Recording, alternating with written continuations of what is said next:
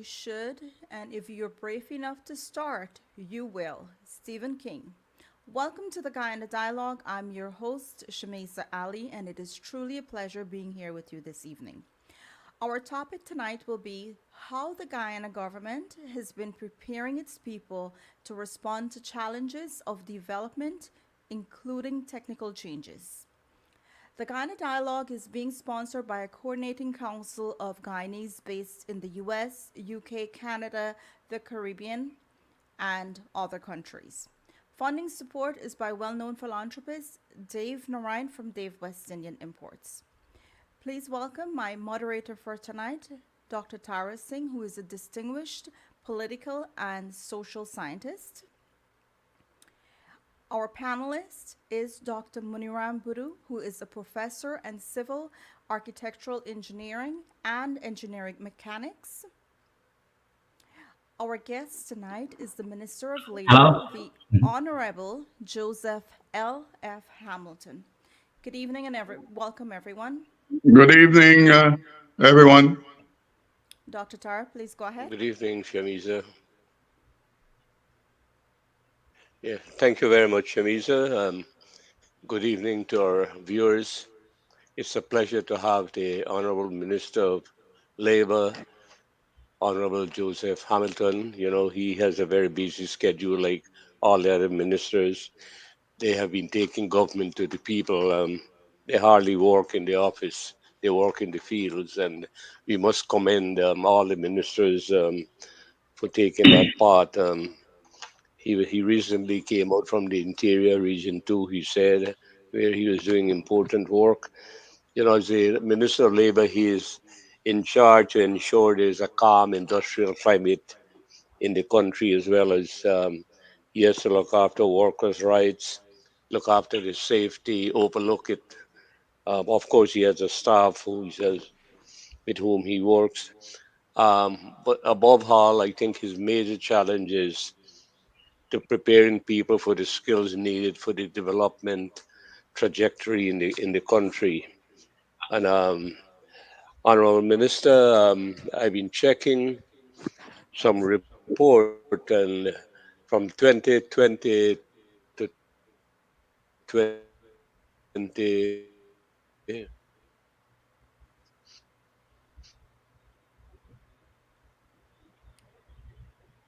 Dr. Tara. All right, Professor Buru, if you want to continue or ask a question at this point. Yes, I continue. Minister, it's good to see you again.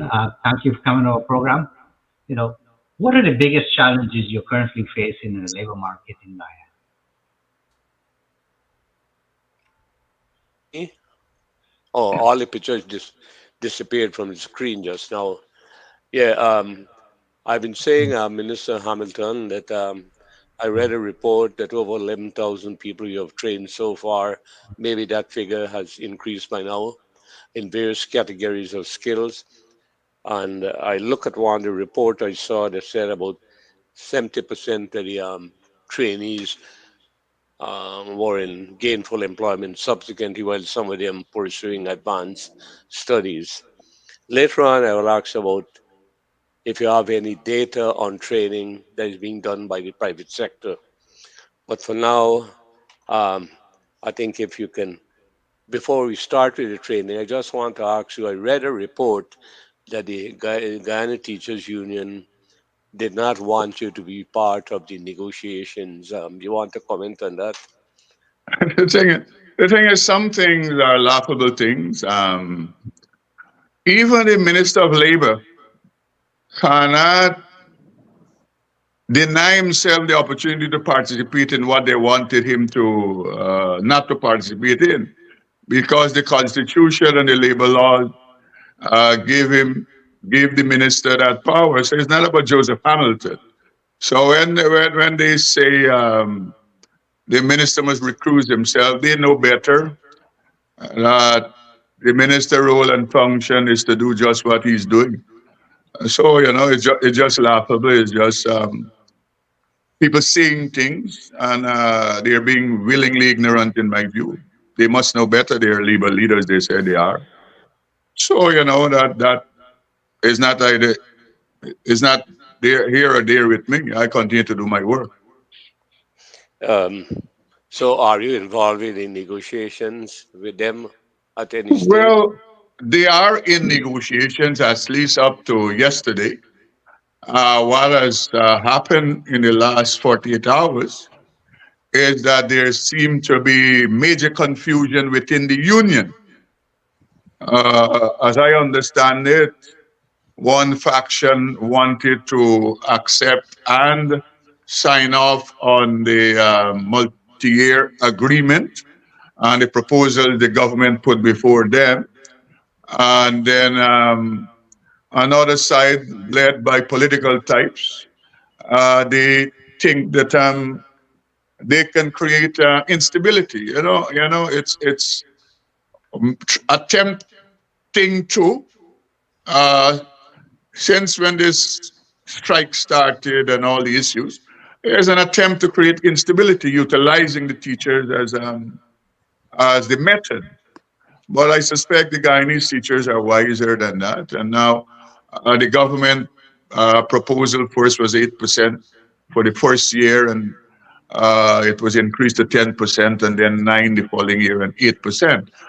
With everything that is so it's not just the salary issues. We have concluded most, if not all, of the other uh, requests they have made. So when you look at it, across the spectrum since 2020, the last number, even before this new proposal, teachers' pay had risen by some 39% based on what the government granted to them. I give you one instance to make the point. Uh, Originally, Dr. Taran, you must know, teachers that are in training used to be given a stipend. Now we pay teachers who are in training.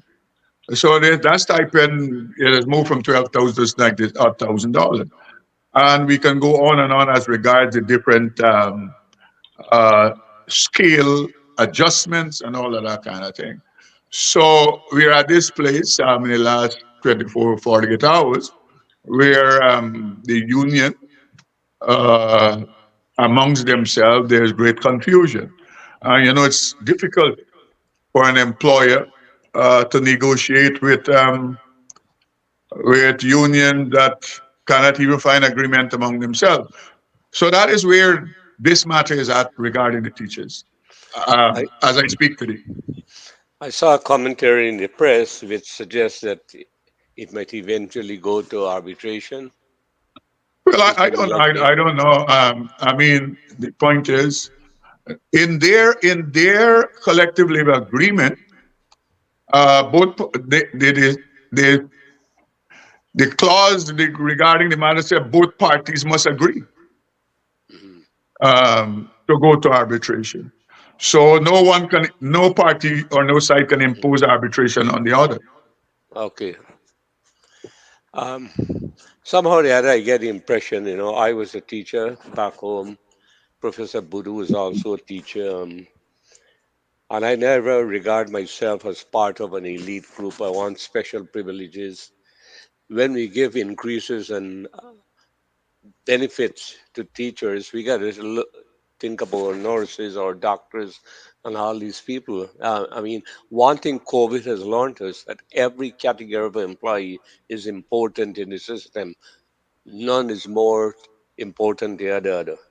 Anyhow, but I want to go back now to before I pass on to Professor Budu to talk about the skills training that your ministry doing in what category, and are you catering for people in the country areas? Do they have to travel to come to urban centers, or you go there, set up local training centers in the villages to meet the people needs? No, the Board of Industrial Training is a very unique organization because unlike technical training under the Ministry of Education, where trainees they have to present themselves to a technical institute, the Board of Industrial Training, our training Uh, it is community-based training where we go into communities and execute training with partners, both private sector and public sector. We look to them to recommend and make requests of the type of training they think might be useful in their communities. And the second thing is that we ask them to propose names of trainers with the competencies and the qualification in the community. So when we pay the person, money can circulate in the community. So whether it's a NDC, a municipality, church group, women group, youth group, uh, we execute training program utilizing facilities within communities at the level of the private sector. A person who might have a fabrication shop, a person who might have a mechanic shop, a person who might have a AC and refrigeration facility. Those are our partners in all the regions. So the the figure that I had, it was 11,000 you've trained so far, and The latest figure is 12,472, and we 12,000. still have several programs that are being executed in the moment. So the 12,472 Yeah. was our 4-year stewardship in government Okay. Right. from August 2020 to August of 2024. All right. Thank you. Before I pass on to Professor Buddha, I just want to ask you one quick question. This was raised by me by at least two people, community leaders, but you don't train people like in the domestic sense area, like making cakes, etc. No, no, no, no, no. We have a program. We have a program, commercial food preparation program uh, that we execute across the country because one of the growth poles the government will utilize for development is tourism and hospitality. And you would agree with me that you cannot discuss tourism and hospitality and you're not discussing culinary skills. Yeah. And so it's a vital and important skill set to support tourism and hospitality. So yeah, we do that program across the country, utilizing people with the technical skills in the villages to do the Um, training. if a private company does this training, um, could they be certified by the Ministry of Labor if they meet the minimum requirements? Yes, we have many partnership like that. Just to say, about 3 weeks ago, a month ago, the Assemblies of God Church in Sterling, that is a partner of ours. They have their own facility. I will say to you, uh, one of the best facilities for training in the country, and we normally work with them and certify the people that they train amongst other partners. So yes, we do an assessment and we do contractual obligations, and yes, we supervise the program to ensure it reach the standard, and And, then we will certify them. and when you work with them, you give them a little subvention. A stipend, yes, all Yeah. trainees receive stipend. The trainers are paid um, uh, who train people Does this across apply the to the, country. does it Important. Yes, Dr. Taro, you does go. it does it apply to the private people like the church? Yes, yes, yes, yes. That's what I'm saying. So if we are doing a program with a partner, we look to them to suggest and recommend the names of the trainer, Mhm. and that person is paid to Okay. execute the program. Okay. We supply all the materials for all the Oh, training. Board of Industrial Training Program, every aspect of it is free. And just to say, we have expended up to our 4 years.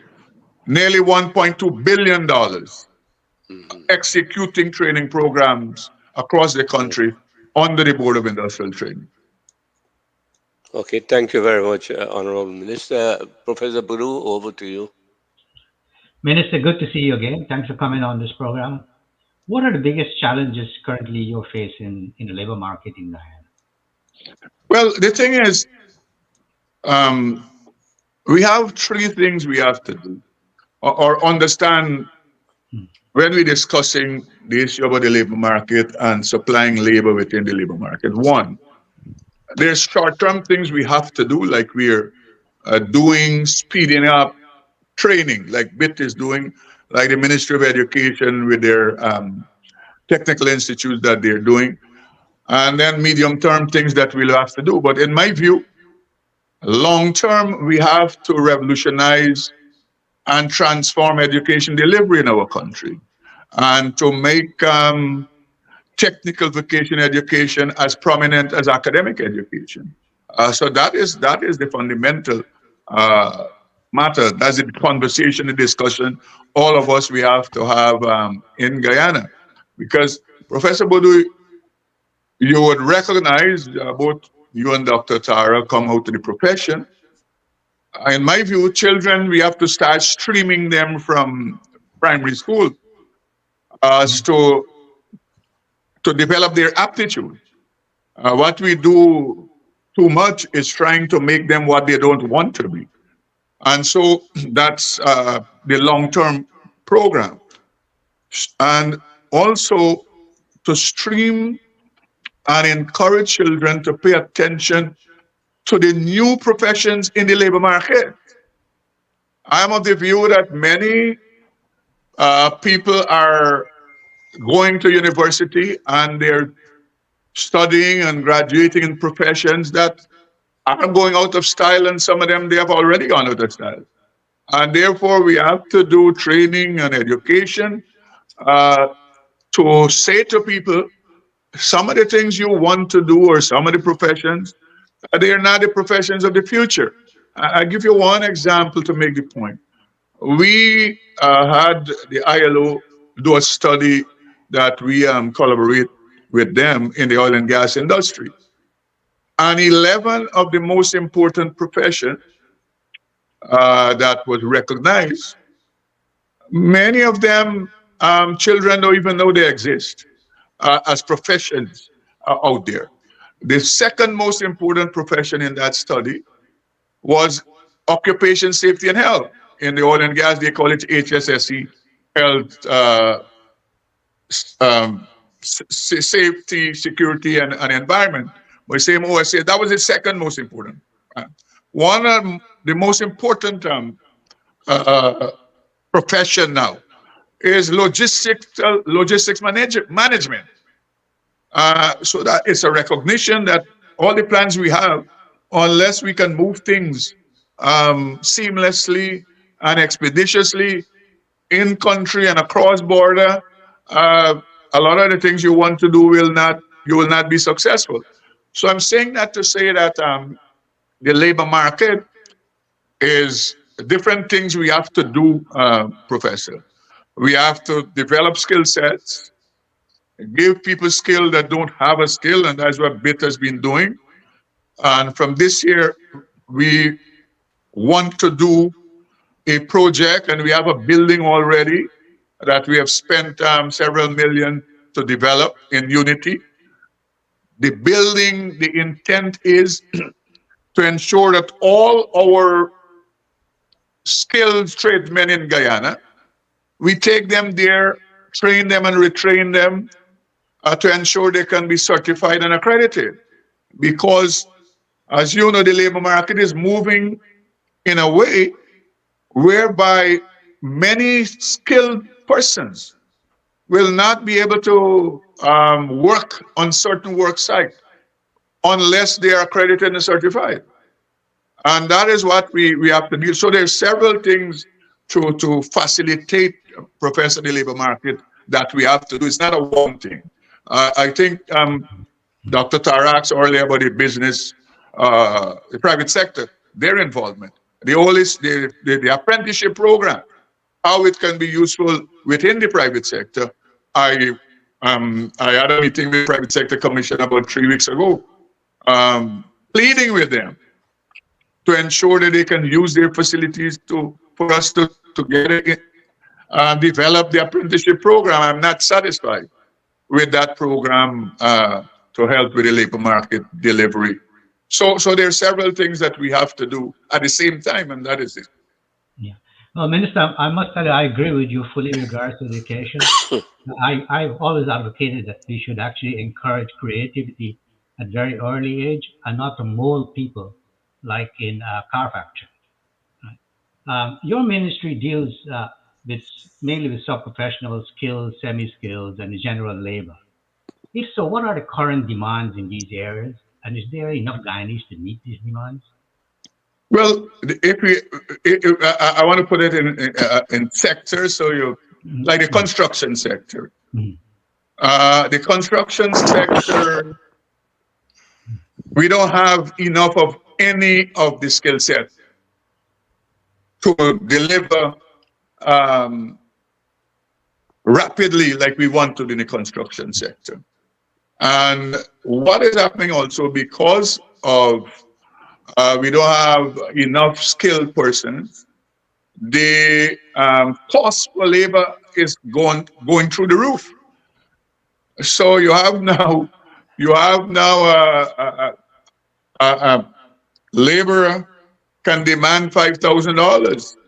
Average skilled person, carpenter, mason, they run from $8,000 right up to $12,000 they can demand. And so we don't have enough because when you look at public sector program, government program, you see where the budget has moved from billions to trillions. So that is one side.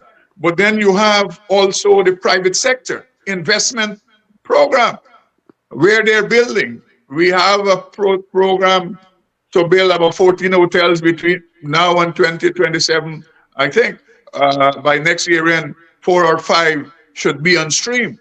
So the private sector, all that they're doing also, there's added skill sets that are needed. And then when we're finished building, to ensure that they have the requisite skills to work in these facilities. As I was explaining earlier, the importance of the culinary arts, because these are the people who would have to manage facilities like hotels and resorts and all that kind of thing. So several things we have to do, as I've said. And now there's a conversation about migrant labor. The nation got to buy into that. But I will say this, that because of our population, size small, if we train all the people, Guyana would not have enough labor to satisfy the demands based on the plans and programs for development we have. Now, Minister, is Guyana importing labor from other countries at this stage? And if so, which country and how many people are you importing? Well, what is happening now, we don't have, let me say, the government don't have any bilateral or with any country dealing with migrant labor like, the US and Canada and other countries, they do. We don't have such a program, at least not as yet. But you have migrant labor come through the process of the private sector companies and entities making that request to the Ministry of Home Affairs. When the persons come, they're coming specifically to work with the company that made the request. They are the ones who are responsible for their relationship with the Ministry of Home Affairs regarding their visa, if they have to get visa, regarding their work permit. I think the work permit lasts for 3 years. And the company is responsible for the person whilst they're here. If they break ties with the company, then properly the could not or should not be in Guyana. So that is the methodology presently. Like the Indian company that is doing the 4-lane highway ogle that will go straight up to Linden Highway. They made requests, and they have brought in truck drivers and I suspect other skilled persons. And several companies, they have done that. So you have within the CARICOM sphere, people are coming in. Within the Commonwealth sphere, people are coming in. And also you have within South American sphere, because in Guyana presently we have hundreds of Venezuelan migrants that are working here. We have Cubans that are working here. So it's across the spectrum. You have people working in Guyana. And what the conversation is now leaning towards creating maybe bilateral relations to supply seasonal labor, which is a different conversation. I know that every meeting I go to across the world, ministers of labor, they're approaching me and they're having this conversation regarding this matter. Yeah, Minister, you say that there are some Venezuelans coming into Guyana, quite a lot of them. Is the ministry providing training for some of these to meet the demand that you mentioned? Well, the thing is, we have been having a conversation with the UNHCR to train Venezuelan migrants who don't have skill set. And secondly, those who might have skills, to bring them into the framework of the Board of Industrial Training so that they can be certified within Guyana.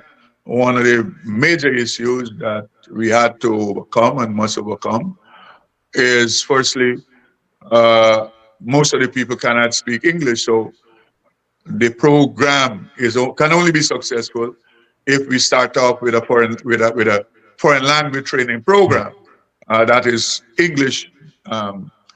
They must learn English to really participate. The second issue we had with UNHCR is the language of the agreement. And so we're still having that conversation. The IOM, International Organization of Migration, that comes under the United States, we have had programs with them. They have done some work and have made some data available in the construction sector. And we are again having a conversation as to see how we can collaborate to deal with this matter. About 6 weeks ago, I was in Mexico, one such meeting to deal with this matter. Where South America and Central America and the Caribbean was involved. At the level of CARICOM, there is a conversation to develop a migrant labor policy for CARICOM countries. It has nothing to do with the CSME matter. This is building out and developing a database of what is in each country and basically to loan each country technical skills as we go along for the future. So that is like the discussion at the level of CARICOM regarding migrant labor. Yeah, Minister, as you're well aware, bringing labor from other countries is always a sensitive issue, not only for Guyana, but other countries. And it's very important politically, and in fact, in the media also, that the media and the political people frame stories about migrants considerably impact public perception. For example, if you use the term illegal or alien, it can create negative connotations, while if you use refugee or asylum seeker, it could equal empathy. Is the media in Guyana and your opposition there playing a helpful role in this? Well, I would say this. The opposition political parties, I don't know they play any helpful role at all. Because you cannot play a helpful role if you don't have a policy on any matter. It's like the newly minted leader of the AFC. He has not presented a plan or program, but what he walks around and do is to check to see which plumbing fitting might have been slack at a school. You have house. All of us, we have houses. Nothing that we install lasts forever. So that's why you have maintenance man, and that's the reason why. But that is the minutiae of these guys. They look for whatever. Government is a big thing, vast, and from time to time there must be things that have to be remedied. That's part and parcel of government and governance. You build a bridge, it has a lifespan, 50 years, 100 years, whatever number. And then when it reaches some period, you would have to do remedial work and so. So that is what they do. None of them has ever approached government in any sector to say, okay, this methodology you're utilizing, perhaps there is a better way to do it. That is not their role and function. Their role and function is create confusion via propaganda, via manufacturing stories, via gossip. And I'm sure you all pay attention to the social media circuit surrounding Guyana and so on. But so we have to deal with that every day. And then you have the other set who fan the flames of racism. That is their role, and no program, no plan. Listen to the PNC speak. It is racist talk, racist conversation, trying to put one race against each other, trying to bring suspicion into play and so. And then when you hear them also talk, when you hear the PNC speak, they say they're a multi-ethnic party. But at no time you would see them championing a cause for any other race except people of African descent. And that is what we have to deal with. We have recognized they are unreasonable partners. And so for us, we have to continue to do what we are doing. And this is the reason why the old cabinet, from the president right down, that's the reason why every day we're out there to communicate and to do the best we can for the people of this country. All right, you finished, Dr. Buru? No, I'll come back. Okay. All right. You mentioned that even if every Guyanese is employed, we still need... It's trained and employed. We'll still be short, yes. I read a report yesterday where an Exxon executive says that for the oil sector alone, they will need over 50,000 more workers within another decade. I know before 2028, they say they will need at least 6,000 more workers, just from 2020 to 2028. So they alone has a huge demand for labor. And important, Dr. Tara, to the point you just raised. You know, when we discuss oil and gas presently, it is only ExxonMobil and its development of territory. We have several other companies that are exploring for oil in Guyana. And let us take it to the logical conclusion, just using Exxon alone, their numbers and their development. And if we add to that other companies striking oil, we would understand where all of this will end as regards labor force. The other important point is we will be faced with, and we have to plan now to deal with it, in the manufacturing and industrial area. Because once we finish the gas to energy program and we reach the place where energy costs goes down by 50% and we have reliable and stable energy supply, it means that investors now will start invest in manufacturing and industrial sector to build things, to make things in Guyana. And you gentlemen will know, a lot of these factories now are computerized, and some have already gone into AI, and so you have facing us a new sector that would explode. That we will have to develop and train people to participate in the work in that sector. So um, that is the reason why I made the comment that Okay. I I our want population.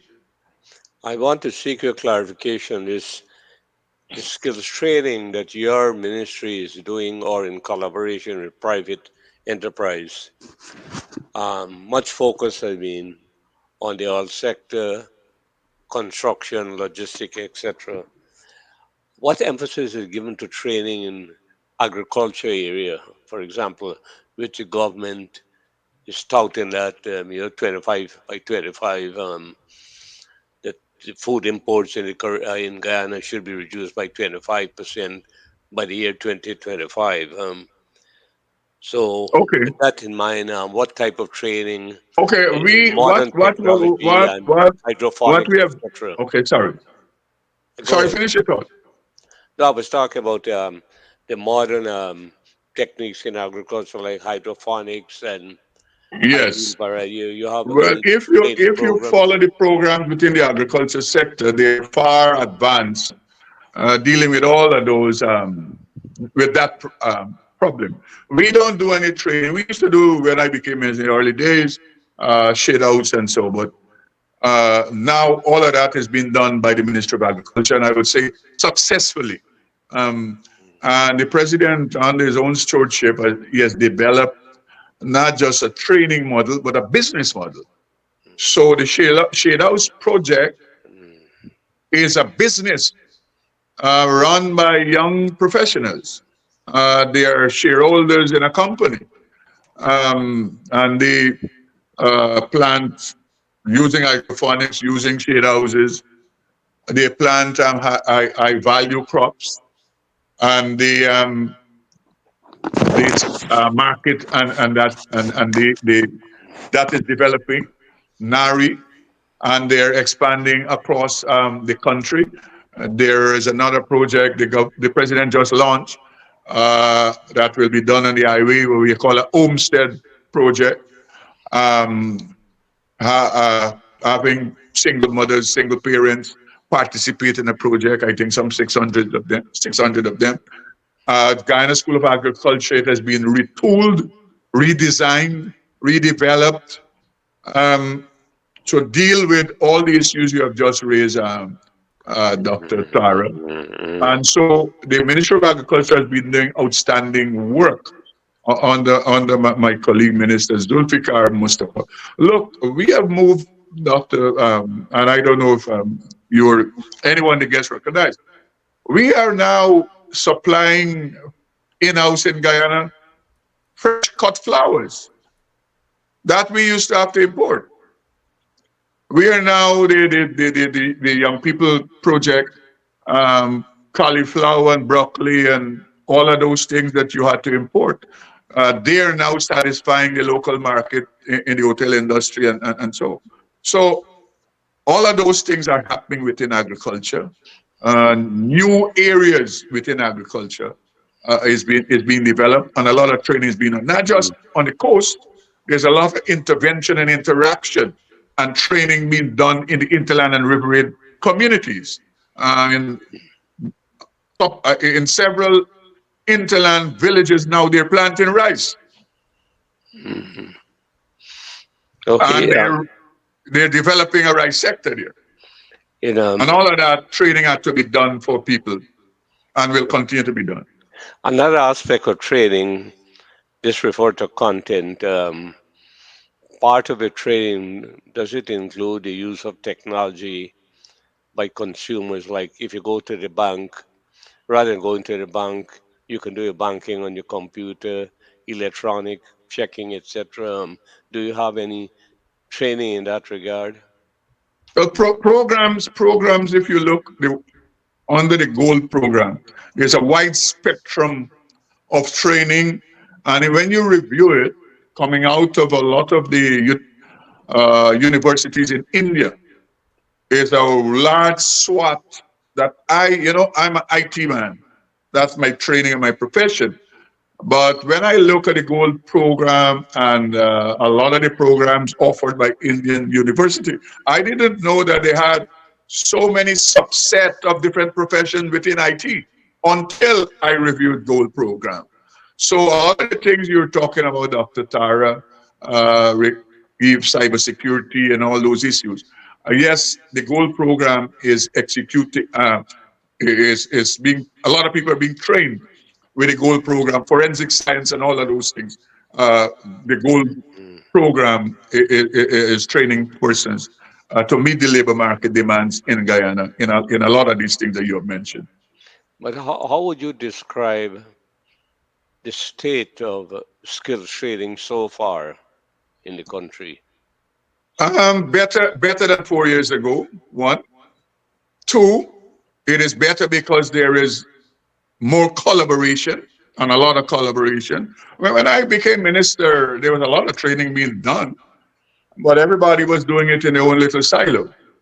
Now it has changed because we have collaboration, we work together. I give you examples.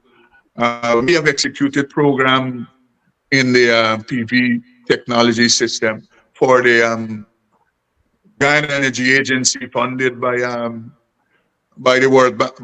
IDB, and we are about to execute a program funded by the World Bank that the GA and us are collaborating. We have just finished training about 20 technicians at GPL, fiber optic cable installers that they didn't have in their system. When the cable is disrupted, they have to bring people out of Guyana to repair it. Now they have in-house staff that can do that. So there's a lot of new training that are being done based on the question you asked.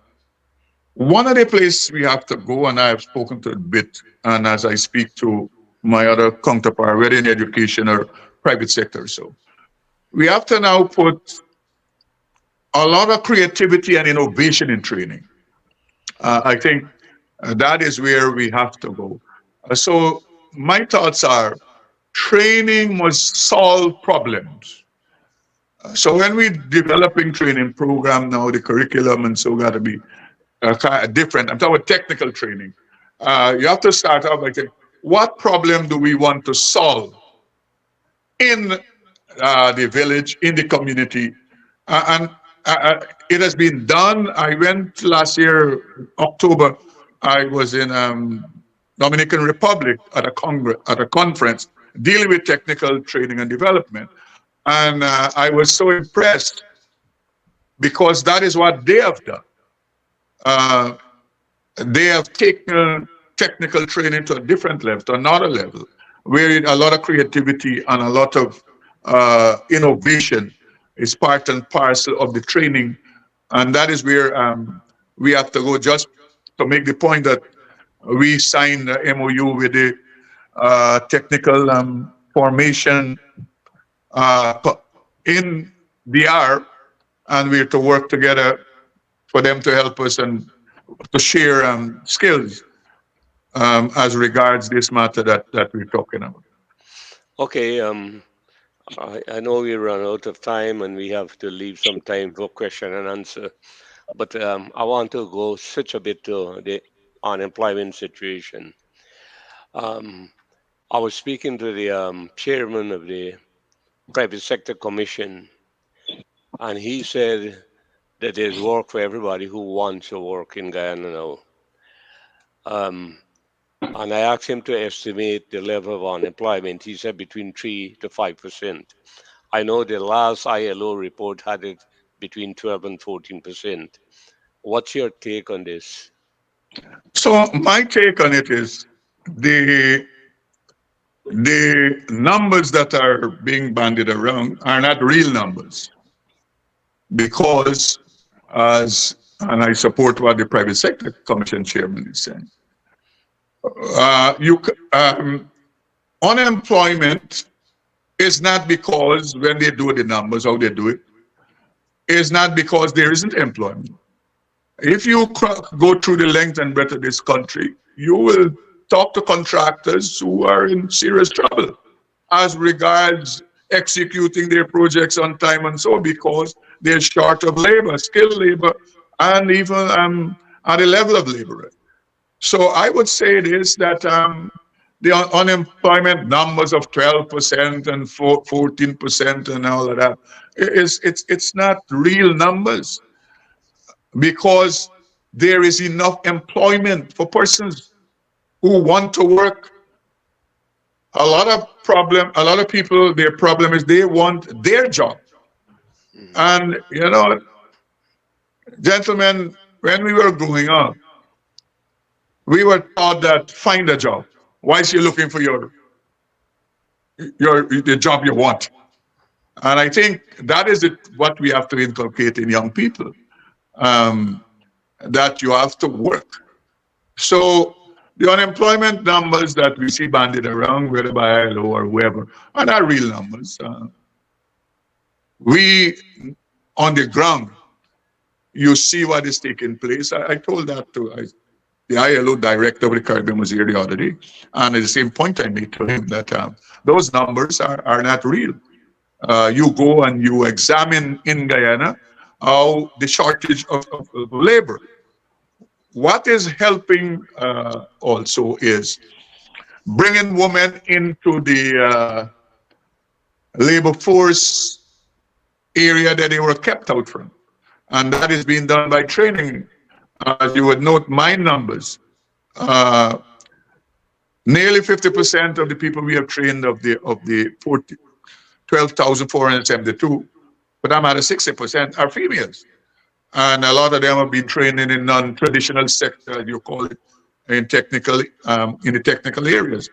So that is helping with the labor force demand, women participating more, and we have to continue to do that. Mm-hmm. So yes, Dr. Tara, I would agree with the Private Sector Commission. Yeah. All right, Chairman. thank you, Minister. Professor Boudou, you have a couple of minutes before we go to question and answer. Minister, you mentioned that you're helping, there's a lot of programs to help women.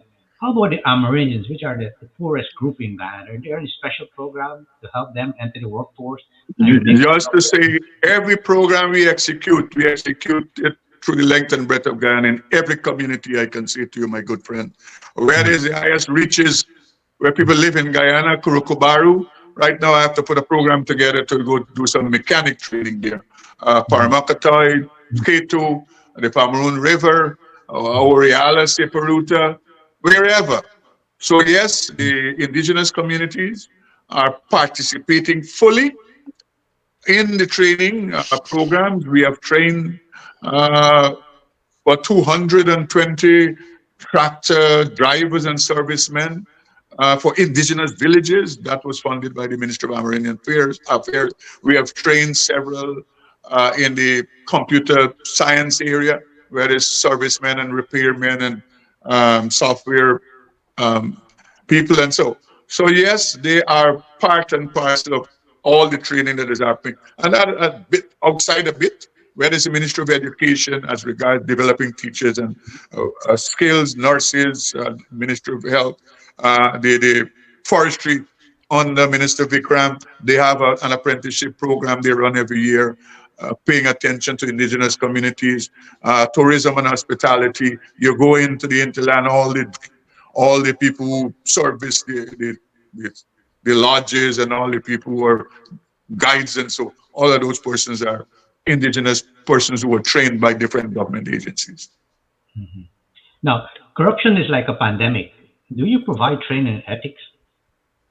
Well, Minister Teixeira has that responsibility, and she has been executing programs across the public sector and private sector in that regard. Mm-hmm. Yeah. Minister, I wanted to let you know that every time you come on this program, you've been very clear on what you are doing. And in my view, transformation is occurring in Guyana is only the base from which a country can rapidly grow. And the labor needs, as you point out, will surpass current levels. And I think your outlook for the needs of the country, especially education and training, concur with my advocacy of creativity, problem solving, and innovation. And I wish you the very best. Thank you very much. Okay, Sir? Shamisa, you have any question from our viewers? We have a couple of questions. I have this one from Ramona Bear. Shouldn't building construction be also a direction in which education programs be forwarded? Carpentry has greatly needed. I think it's more of a suggestion. No, but the point is, look, we do a program. A lot of these programs, like carpentry, we do a building construction program. So when we're training someone, we're training them to do masonry and to do carpentry, and we will now add to that program plumbing. So there is more than one skill set, and that is how we're proceeding with a lot of these programs now. We have pulled three different skill sets together so that the person is more rounded than just doing one training activity. Got it. Thank you. And this is more of a statement, really.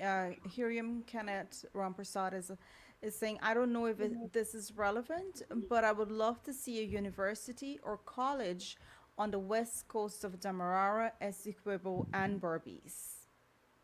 Okay, Is there so any you have a plans? university in Berbice.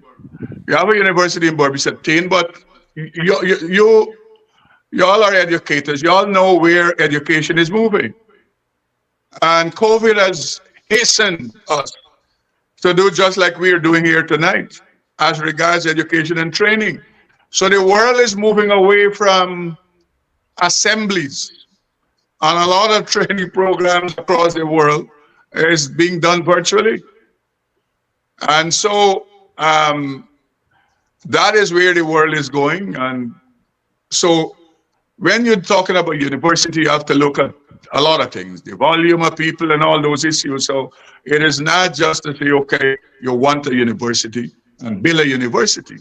There are other methodologies. One of them is virtual training and development. And that is what we've been doing. We are doing that regarding teachers training. So teachers from Interland, and so they don't have to come out and be at the training school anymore. They learn virtually in classroom. So there are different methodology that the world has moved to, and that is what we have been doing, and it has been successful. Thank you very much. We will now ask you for your closing remarks. Okay, let me say it's always a pleasure. Thank you very much for affording me this opportunity to speak on behalf of what we are doing at the Ministry of Labor and what the government is doing. We can assure all Guyanese, whether in the diaspora or in Guyana, that every day we work for your benefit and development.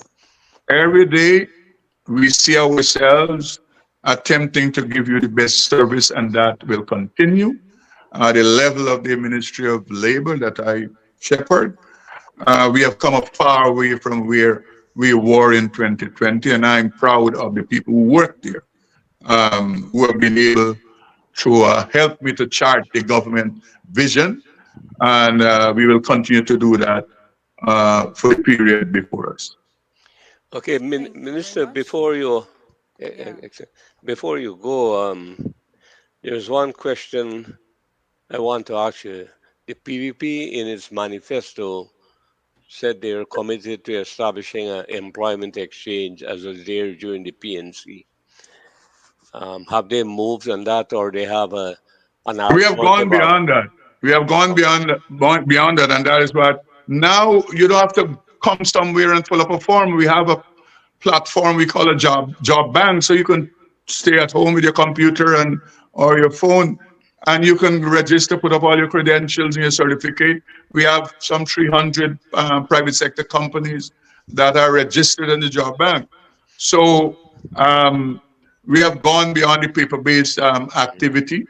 at the Central Recruitment and Manpower Agency. And we have all about over 1,000 persons have already been able to get jobs utilizing the platform, the job bank that we have established about 2 years ago, I think 2022 March or something like that. Okay, the job bank you have established, but are the people in the outlying areas, especially in the hinterland, know about the job bank? What's Yes, the advertisement? yes, and added to that, Dr. Tara, is complementing that.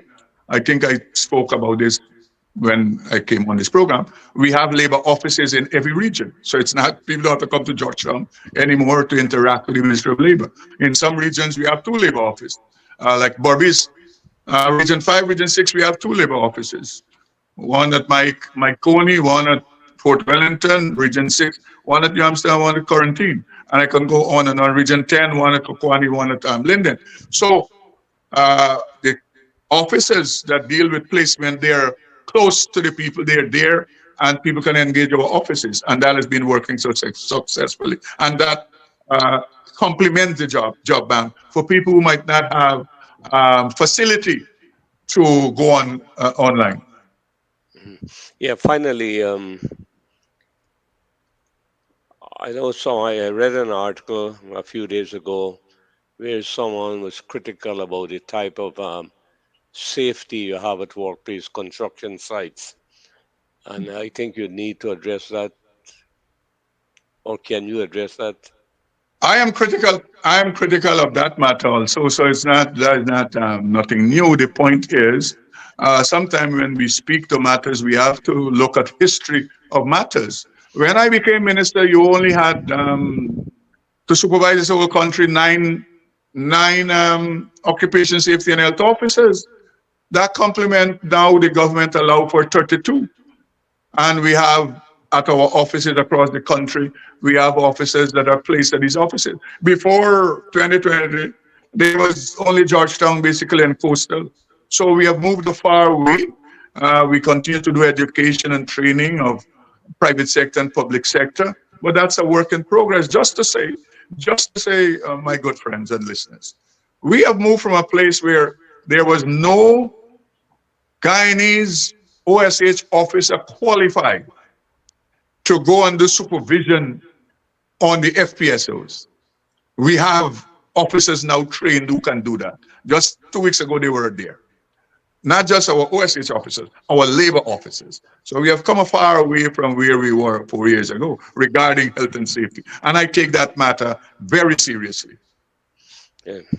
Thank you very much, Honorable Minister. And I know you have been very busy, and I was trying to get you a long time.